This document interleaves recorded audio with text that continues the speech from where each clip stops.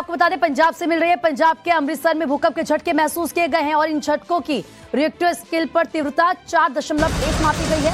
भूकंप का केंद्र पाकिस्तान के लाहौर को बताया जा रहा है।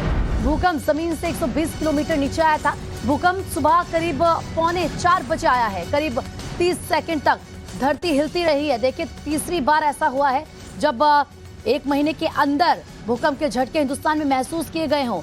इससे पहले आपको याद होगा, दिल्ली एनसीआर में, उत्तर भारत में भूकंप के झटके महसूस किए गए थे और उस वक्त केंद्र नेपाल था। लेकिन अब देखिए, पंजाब में सुबह 4 बजे के करीब भूकंप के झटके महसूस किए गए हैं और 30 सेकंड तक धरती हिलती रही। लोग थोड़े से डर गए। हालांकि आपको बता दूं कि जो भूकंप की तीव्रता थी वो ज्यादा नहीं थी, 4.1 तीव्रता मापी गई है और केंद्र बताया जा रहा है भूकंप का पाकिस्तान का लाहौर। भूकंप जमीन से 120 किलोमीटर नीचे आया था। सुबह करीब 3:45 बजे की बात है, जब लोग सो रहे थे उन्होंने भूकंप के झटकों को महसूस किया। 30 सेकंड तक धरती हिलती रही है और देखिए, ये तीसरी बार है जब इस तरीके से लोगों की सांस एक बार फिर से अटकी है। समझिए, क्योंकि एक महीने में तीसरी बार भूकंप के झटके महसूस करना, लोग दहशत में आ गए। और देखिए, हम आपको लोगों के रिएक्शन किस तरीके से सामने आए हैं वो भी बता रही हूं, क्योंकि बकायदा लोग डर गए हैं। और ऐसे में जैसे झटकों को लोगों ने महसूस किया, जैसे ही झटके आए, दिल्ली वाले भी हिल गए। ट्विटर पर कुछ ऐसे ही लोगों ने ट्वीट करके खबर को पुख्ता किया। लोगों के जो ट्वीट आए हैं वो मैं आपको बता रही हूं। देखिए, तमाम तरह के ट्वीट यहां पर लोगों की तरफ से किए गए हैं। अलग अलग रिएक्शन लोगों के आ रहे हैं, क्योंकि एक महीने में ये तीसरी बार है जब इस तरीके से भूकंप के झटके महसूस किए गए। तो जाहिर सी बात है, अलग अलग रिएक्शन सामने आ रहे हैं। तीव्रता ज्यादा नहीं थी, कम थी, तो इसीलिए नुकसान की ऐसी कोई खबर नहीं है।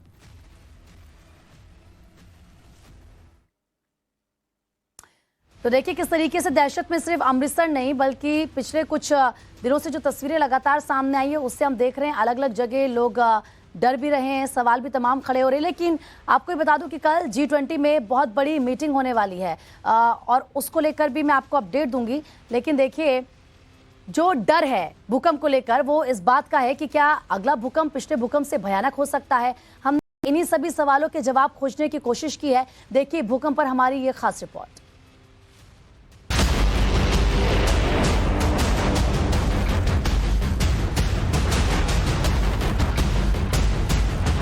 फिर कांपी दिल्ली एनसीआर की धरती।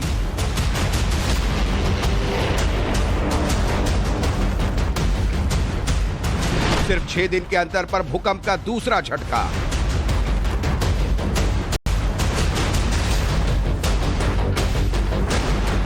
भूकंप के झटके कहीं बड़ी आपदा की आहट तो नहीं? जी, मैं घर के अंदर थी, मुझे ऐसा लगा जैसे धरती हिल रही है, कुछ वाइब्रेशन से हो रहे हैं। हम लोग सब बाहर आ गए निकल के कि नहीं ज़्यादा तेज ना हो, तो उसको देखते हुए हम लोग अपने एहतियात बरतते हुए बाहर आ गए थे। स्मेल सब गाड़ी का डिस्बैलेंस होता है, ऐसा फील हुआ, मगर एहसास हुआ कि कुछ भूकंप का टाइप का झटका था।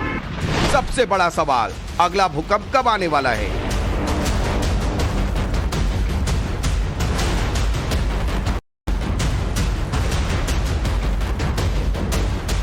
दिल्ली डरी हुई है, सहमी हुई है। सबके मन में सिर्फ एक ही सवाल पल रहा है, भूकंप का अगला झटका कब आएगा? यह भूकंप कितना बड़ा होगा? क्योंकि दिल्ली पहले ही भूकंप जोन 4 में है, जहां भूकंप का खतरा सबसे ज्यादा है। दूसरा डर इस बात का भी कि महज 4 दिन के अंदर दिल्ली एनसीआर सहित उत्तर भारत में भूकंप के 2 झटके आ चुके हैं। कल यानी 12 नवंबर को दिल्ली सहित उत्तराखंड में 7:54 पर भूकंप के झटके महसूस किए गए। इस बार भूकंप की तीव्रता 5.4 बताई गई। इससे पहले 6 नवंबर को देर रात करीब 2 बजे दिल्ली और उत्तर भारत की धरती हिल गई थी। तब भूकंप की तीव्रता 6.3 मापी गई थी। ऐसा लगा कि जैसे धरती ऐसे से हिल रहा है कुछ, तो मैंने देखा कोई 3 की आवाज आ रही थी। अभी कुछ दिन पहले भी भूकंप आया था, तो मुझे तुरंत क्लिक हुआ कि भूकंप ही होगा। हाँ, तुरंत मैं बाहर आया, क्योंकि तेज भी हो सकता था, गिरने का खतरा रहता है। तमाम तरह के विचार मन में आते हैं इसको लेके। गाड़ी बैक कर ही रहा था, हल्का सा स्मेल सब गाड़ी का डिस्बैलेंस होता है, ऐसा फील हुआ, मगर एहसास हुआ कि कुछ भूकंप का टाइप का झटका था। पिछले एक हफ्ते में आए दिल्ली और उत्तर भारत में दोनों ही भूकंप का एपी सेंटर नेपाल में बताया गया, यानी वो जगह जहां धरती के अंदर हलचल हुई और उसकी वजह से नेपाल से लेकर दिल्ली तक भूकंप के झटके महसूस हुए। मतलब साफ है कि हलचल कितनी गहराई पर हुई है। भूकंप की गहराई जितनी ज्यादा होगी, सतह पर उसकी तीव्रता उतनी ही कम महसूस होगी, लेकिन गहराई जितनी कम और पास होगी, भूकंप की तबाही उतनी ही ज्यादा होगी। कि भूकंप स्वाभाविक है, लेकिन जो छोटे छोटे भूकंप के बाद में बड़ा भूकंप आता है वो एक अलग घटना होती है, उसका सीक्वेंस भी अलग होता है। तो हम इसे नहीं मान सकते छोटे भूकंप ये माने कि पर डे हमें 2, 3 से 4 भी कभी कभी ऐसे सेस्मोग्राफ पर रिकॉर्ड करते हैं हम माइक्रो अर्थक्वेक जिनका मैग्नीट्यूड 3 से कम होता है, और वो स्वाभाविक होता है क्योंकि इंडियन प्लेट यूरेशियन प्लेट से कोलाइड कर रही है, और उसमें क्या हो गया कि 40 से 50 millimetre per year on an average movement है इंडियन प्लेट का, और ऊपर यूरेशियन साइड में वो सैचुरेट होकर पूरा माउंटेन डेवलप हो गया। अब वो जो सारा स्ट्रेस है वो उन्हें रॉक को ब्रेक करने में लगा है, वही भूकंप का कारण है हिमालय में आना, और इस तरह के छोटे छोटे भूकंप स्वाभाविक है हिमालय में। अब सवाल ये उठता है कि बार बार आए भूकंप के हल्के झटके कहीं बड़े भूकंप की दस्तक तो नहीं। वैसे भी दिल्ली में भूकंप का खतरा बना हुआ है। वैज्ञानिक चेतावनी दे चुके हैं कि सेस्मिक 4 होने की वजह से दिल्ली में 7.9 रेक्टर स्केल का भूकंप आ सकता है। आसान भाषा में कहें तो दिल्ली और उसके आसपास के इलाकों में बड़ी तबाही आ सकती है। मोस्ट ऑफ द ये जो पास्ट सर्वे देखा गया है, जो Himalayan belt is the major earthquake prone area है। तो हिमालयन बिकॉज दैट हमारा इंडियन प्लेट जो है ना, वो आपका यूरेशियन प्लेट जो बोलते चाइनीज और तिब्बत इस साइड में उन्होंने पुश कर रहे। तो हमारा जो मूवमेंट है अर्लियर आपने जाएंगे जो इंडिया का हमारा अंटार्कटिका उस जगह से ओरिजिन था, तो उस ओरिजिन से it has been diverted and it is coming towards the north. So जो ये जो पुशिंग कर रहा है, इस पुशिंग की वजह से हमारा हिमालय राइज को अर्लियर इट 33C था, 33C से हिमालयन हो गया। उसका बाद उसको स्टेबिलिटी आने के लिए so many earthquakes are occurring within. एक सवाल ये भी है कि दिल्ली और एनसीआर में भूकंप का खतरा सबसे ज्यादा क्यों है। इसे समझने के लिए आपको धरती के कई किलोमीटर नीचे धरती की बनावट को समझना होगा। जहां टेक्टोनिक प्लेट्स होती हैं, तब ये प्लेट्स एक दूसरे से मिलती हैं। इन प्लेटों के आगे पीछे या ऊपर नीचे खिसकने पर भूकंप आता है। दरअसल ये प्लेट बेहद धीरे धीरे घूमती रहती है। इस प्रकार ये हर साल 4-5 मिलीमीटर अपने स्थान से खिसक जाती है। कोई प्लेट दूसरी प्लेट के नजदीक जाती है तो कोई दूर हो जाती है। ऐसे में कभी कभी ये टकरा भी जाती है। धरती के अंदर 7 प्लेट्स होती हैं जो लगातार घूमती रहती हैं। ये प्लेट्स जिन जगहों पर ज्यादा टकराती हैं उसे फॉल्ट लाइन जोन कहा जाता है।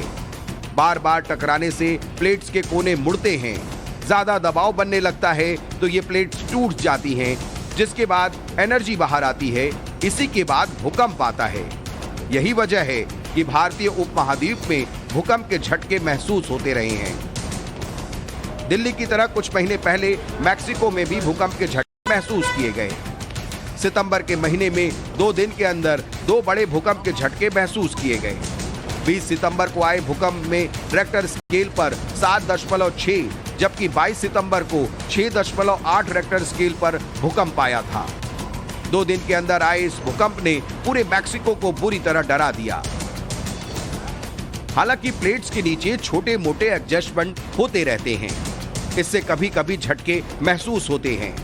भूवैज्ञानिकों के मुताबिक बड़े भूकंप फॉल्ट लाइन के किनारे आते हैं, और इस हिसाब से अब ये समझिए कि दिल्ली के कौन कौन से इलाके सबसे ज्यादा खतरे में हैं।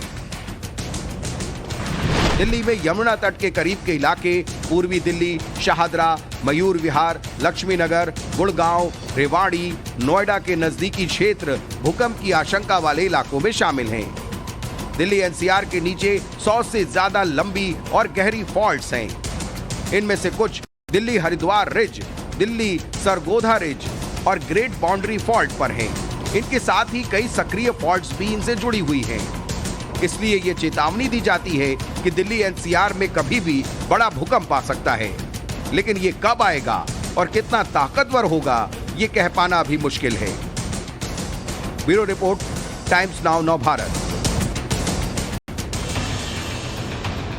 ऐसा नहीं है कि दिल्ली और एनसीआर ही अकेले भूकंप के खतरे में है।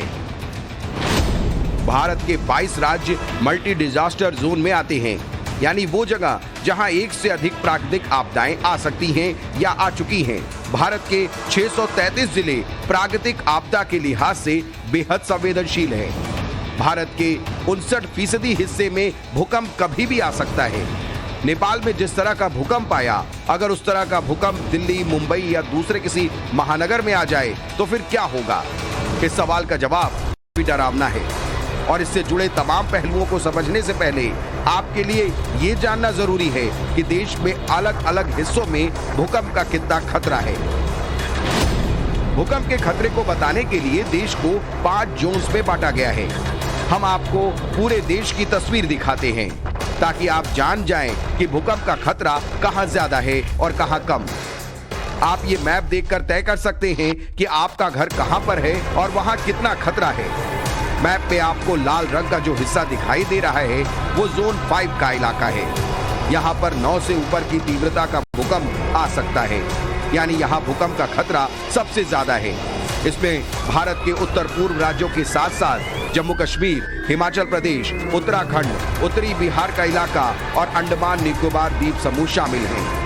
मैप में आपको जो ऑरेंज रंग का हिस्सा दिखाई दे रहा है वो जोन 4 का इलाका है। यहाँ 8 तीव्रता तक का भूकंप आ सकता है, यानी यहाँ भी भूकंप का खतरा ज्यादा है। इसमें दिल्ली, उत्तर प्रदेश का उत्तरी इलाका, बिहार, पश्चिम बंगाल, गुजरात के कई हिस्से, पश्चिमी महाराष्ट्र और दक्षिण पश्चिमी राजस्थान शामिल हैं। मैप में आपको जो नीले रंग का हिस्सा दिखाई दे रहा है वो जोन 3 का इलाका है। यहाँ 7 तीव्रता तक के झटके आ सकते हैं, यानी यहाँ भूकंप का खतरा थोड़ा कम है। इसमें केरल, गोवा, उत्तर प्रदेश के कुछ इलाके, पंजाब, राजस्थान, मध्य प्रदेश, झारखंड, छत्तीसगढ़, महाराष्ट्र का एक बड़ा हिस्सा, ओडिशा, आंध्र प्रदेश, तेलंगाना, तमिलनाडु और कर्नाटक शामिल हैं। इसके अलावा देश का बाकी बचा हुआ हिस्सा जोन 2 में आता है, जहां भूकंप का खतरा काफी कम रहता है। में जो भूकंप आया था असम में, और उसके बाद में 1905, 1934, 1950 यानी 53 सालों में 4 बड़े भूकंप आए, और उसके बाद अभी 72 सालों में कोई बड़ा भूकंप नहीं आया।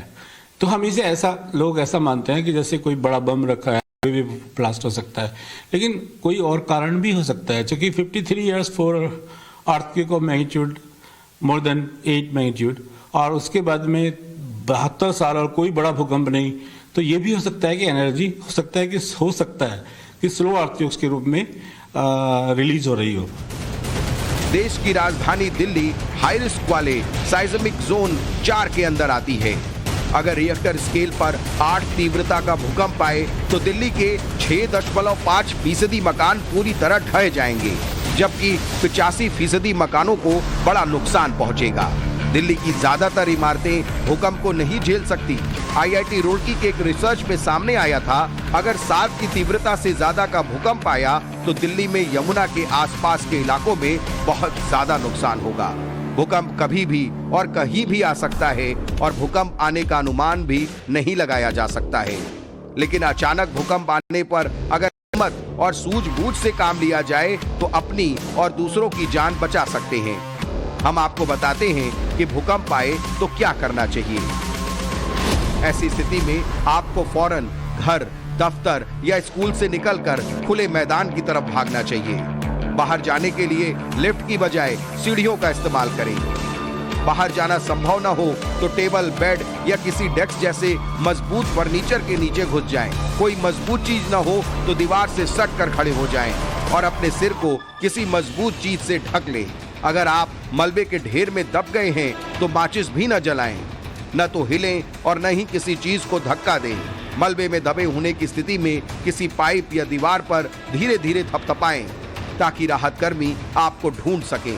और सबसे महत्वपूर्ण बात ये कि शोर न मचाएं, क्योंकि चीखने चिल्लाने पर आपकी सांसों में दम घोटने वाली धूल जा सकती है। ईश्वर न करे ऐसी नौबत आए, लेकिन प्रकृति के जो इशारे हैं वो दिल्ली एनसीआर को बहुत सावधान करने वाले हैं। दिल्ली से अभिषेक राज के साथ देहरादून से Abhishek Sinha, bureau report, Times Now Nav Bharat.